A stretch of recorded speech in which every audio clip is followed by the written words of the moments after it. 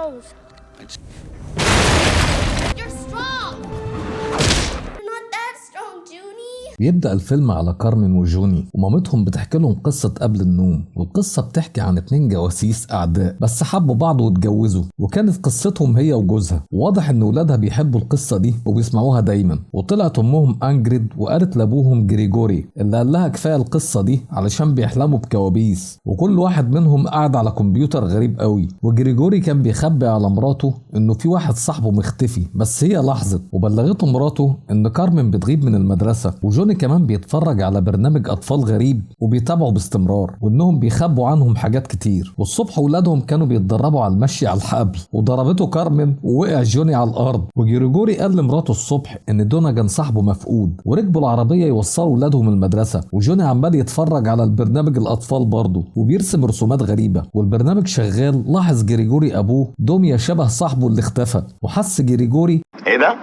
ان في ولد بيضايق ابنه، فنزل وشاف والد الولد وتخيل انه رماه رميه جامده قوي وهاصت المدرسه كلها، وابنه اتبسط قوي وطلع يجري عليه. والعكس حصل طبعا لما فاق. ونروح لبرنامج الاطفال والمسؤول عنه واحد اسمه فلوب، والظاهر ان الحكومه عاوزه منهم يصنعوا جيش في السر. وفلوب وراه اختراع زي رجاله من الصلصال كده، وجاب له ولد صغير نط نطه جامده قوي ومسك الراجل وقلبه وكان شبه ابنه، وجاب له بنت شبه بنت الرئيس ومسكته شقلبته هي كمان. وكان بيحاول يصنع منهم جيش من الجواسيس الصغار دول، بس كان ناقصهم حاجه صغيره قوي وهي عقلهم. ونروح لجريجوري اللي كان رايح مهمه لان في 7 من اصحابه اختفوا، وطلبت منه انجريد انها تروح معاه. وجالهم عمهم فيليكس وقعد مع الاولاد وركبوا العربيه ومشيوا. وكلمتهم واحده اسمها فورلينكو وحملت المعلومات عندهم، ونطوا بالعربيه في البحر اللي اتحولت لسفينه. ولقوا ان البيانات عن برنامج الاطفال بتاع فلوب اللي قعد يكلمهم لما دخل على الموجه بتاعتهم وقبض عليهم كمان. ونرجع للاولاد ورن جرس انذار، وقام فيليكس وخد العيال وجري وقال لهم ان ابوهم وامهم جواسيس وانه مش عمهم الحقيقي، وراح يوديهم لمنزل امن. وقال لهم لو ما جتش دوسوا على الزر الازرق وبعديه الاخضر. واكتشف جوني مكان السفينه وشاف فيليكس بيضرب في الناس، وقال له روحوا من غيري وقولوا لهم ان العقل الثالث عايش. وقبضوا على فيليكس وبداوا يطاردوا الاولاد اللي مشوا بالسفينه، وبقت مطارده بالسفن. انزل واشترك في القناه مستني ايه وفعل الجرس. ونزلت السفينه تحت الميه وتخلصوا من اللي بيطاردوهم. وصلت كارمن وجوني ودخلوا المنزل الامن بعد ما قالت الشفره اللي هي اسمها، وكان اسم طويل قوي. ودخلوا لقوا حاجات غريبه قوي وفلوس من كل الدول، وخدتهم كارمن وخلتهم معاها. وبصوا على صوره ابوهم وامهم وكارمن وقعتها. ونروح لجريجوري وانجريد اللي كانوا قلقانين على الاولاد. وانجريد فكت نفسها بخاتم وفكته هو كمان، وطلعوا يتمشوا وحسوا ان الارض بتقع بيهم. ونط جريجوري ووقع على وشه على الازاز وكانت حركه. ودخلوا اوضه لقوا نفسهم في مكان غريب قوي واسمها الغرفه الافتراضيه. وتمشوا وفجاه وقعوا عند فلوب اللي قال لهم اتاخرتوا ليه، وبدا يكلمهم عن جوني اللي بيتفرج على البرنامج بتاعه. وسالوه عن العملاء اللي اختفوا، وهو كلمهم عن ان وكاله OSS دمرت الابحاث بس في عقل عايش مع جريجوري. وجاب لهم فيليكس وعمل له عمليه قدامهم وغير شكله وخلاه لعبه وبين عليهم مجانين، وطلب منهم يتعاونوا معاه. ورفض جريجوري طبعا ووقعوا فلوب في حفره. ونروح لكارمن وجوني اللي بيستعملوا الاسلحه الموجوده وبيتدربوا عليها، وقعدوا يعملوا شويه حركات ويتعرفوا على كل حاجه. وطلعوا البوم صور، ولاحظت كارمن ان عمهم واحد تاني غير فيليكس. وجوني مسك شنطه وقفل كلبش على ايده. فجاه الباب خبط عليهم، فتحت شباك صغير وطلعت لهم واحده اسمها فورلينكو اللي كانت بتكلم ابوهم، وطلعت جاسوسه بتشتغل لصالح فلوب. واقنعت كارمن وفتحت لها الباب، ودخلت هي ورجالتها وقالت لهم ان ابوهم وامهم اختفوا، وبعتوا رساله باسم فلوب. وعرفتهم ان فلوب خطف العملاء اصحاب ابوهم وغير شكلهم. وشغلت الاغنيه بالعكس، طلعت ان الاغنيه بتقول ان فلوب مجنون وانقذونا وساعدونا، وعشان تمنعه لازم تلاقي العقل الثالث. افتكرت كارمن ان العقل الثالث عايش وقالت لها، ولبستها تميمه في ايدها. وجوني متضايق جدا وبداوا يفتشوا المكان، وداس جوني على زرار وطلع العقل الثالث بدل صوره امهم وابوهم. وخدته فورلينكو ومسك جوني سلاح وعرف اخته انها بتشتغل يشتغل مع فلوب، ومسكت كارمن سلاح ورمته على فورلينكو وبدأت المعركة. وجريت كارمن ورا اللي خد العقل ولبست جهاز بيطير، والباقي كمان، وبقت مطاردة بطيارات. وجوني راح يمسك واحد وطار منه وبدأ يضرب فيهم، والجهاز حرق شعر فورلينكو. ونروح لكارمن اللي طارت ورا واحد منهم وخدت منه العقل وتخلصت منه كمان، ومسكت اخوها وطارت بيه وهم وراها، ووقع منها اخوها ونزلت وراه زي سوبرمان كده. ودخلوا محل كبير وسابت الجهاز يجري، واللي كانوا مطاردينهم جريوا وراه واتخلصت منهم وغيروا هدومهم ومشيوا. وبنروح لفلوب وبيكلم شريكه مينيون، وسأله البرنامج محتاج ايه علشان يبقى احسن. مينيون قال له ركز على مشروعنا احسن، وعرفه مينيون انه هيبعت الاطفال يرجعوا العقل الثالث. ونرجع لكارمن وجوني في الملاهي، وعرفت كارمن عنوان عمهم الحقيقي، وجوني راح يكسر العقل الثالث ومسكته كارمن، بس قال لها ان فلوب عاوزه ولازم ندمره. وقال لها جوني اقلعي التميمه لانها جهاز تتبع. ما صدقتهوش طبعا، وقلعت التميمه لقيتها فعلا جهاز تعقب ورمتها فورا. وجالها ولد شبه جوني، وبصت على اخوها لقت في بنت صغيره ماسكاه، ومسكها الولد وضربته بنيه وجعتها ايديها، وطلبت من جوني يدمر العقل، بس البنت رمته جوه لعبه ولفتها جامد قوي ونطت جوه وخدت العقل منه وخد السلسله بتاعتها. والبنت والولد طاروا، واكتشف جوني انهم بيصنعوا جيش منهم، وركبوا تاكسي وادوله كل الفلوس اللي معاهم. اخدها السواق وطار. دخلوا على واحد وسالته كارمن انهم عاوزين يروحوا المكان فلوب، وسالهم انتوا مين؟ قالت له انا كارمن، وقالت له اسمها كامل. وساعتها اتفتحت خزنه عنده، ولما عرف انهم ولاد اخوه قال لهم اطلعوا بره، لانه مش عايز يعرف اخوه كان متضايق منه قوي. ونروح لفلوب اللي مش راضي عن اللي بيحصل، ومينيون هو اللي بيخطط لكل ده. وصل العقل الثالث وحبس مينيون فلوب لانه مش محتاجه. ونرجع لكارمن وجوني اللي طلبوا من عمهم ماشيتي يساعدهم عشان ينقذوا ابوهم وامهم، بس رفض وكان متضايق قوي لانه كان مسؤول عن اخوه الصغير قبل كده. ووراهم طياره، ولما ناموا قامت كارمن وجوني اللي عمال ياخد حاجات كتير من اختراعات عمه، وخدوا مفتاح الطياره وخريطه قصر فلوب، وركبوا الطياره ومشيوا. واكتشف ماشيتي هروبهم بطيارته، وقعدوا يتخبطوا واتكسر جناح الطياره وكسروها خالص ونطوا في الميه، وعاموا ودخلوا جوه القصر. وبدأ مينيون يركب العقول للاطفال، وظهرت كارمن اللي اتخلصت من واحد صلصال. وبدأ جوني يحط كاميرات في كل مكان، وطلع واد حكايه، ونزل بحبل للعملاء وسألهم عن مكان ابوه وامه،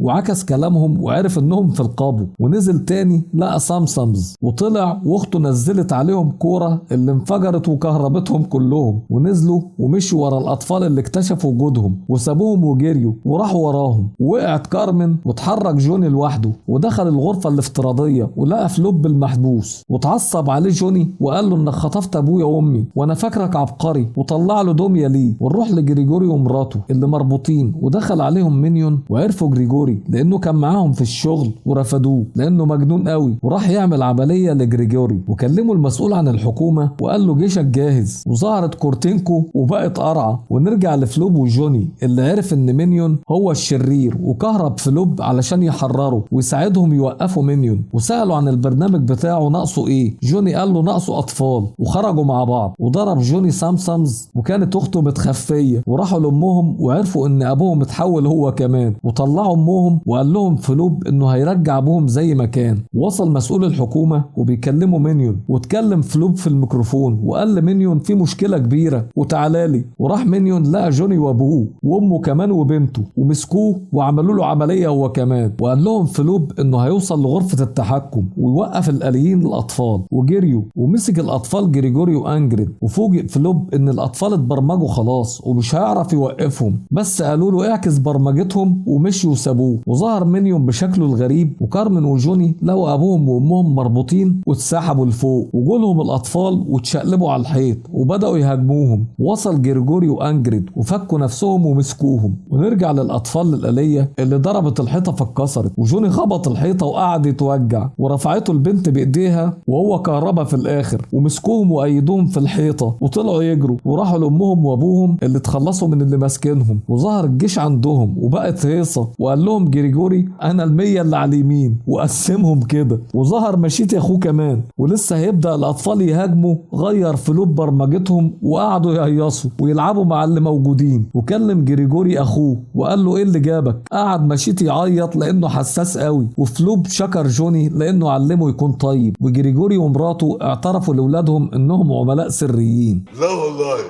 وظهر الأطفال وهم بيعملوا أعمال إنقاذ للناس، واجتمعت الأسرة واتقطع الإرسال فجأة، وظهر ديفلين اللي بيوزع الشغل وقال لهم في مهمة ليكوا. رفضت أنجريد عشان عيلتها، وقال لهم ديفلين أنا بكلم كارمن وجوني العملاء السريين الجداد، وقال لهم جوني لازم العيلة كلها تروح وما ينفعش نروح لوحدنا. انتهى فيلم النهاردة يا شباب، أتمنى يكون عجبكم. اشتركوا في القناة وفعل الجرس عشان يوصلك كل جديد، وشير الفيديو لأصحابك. معاكم ممدوح من توم نافل.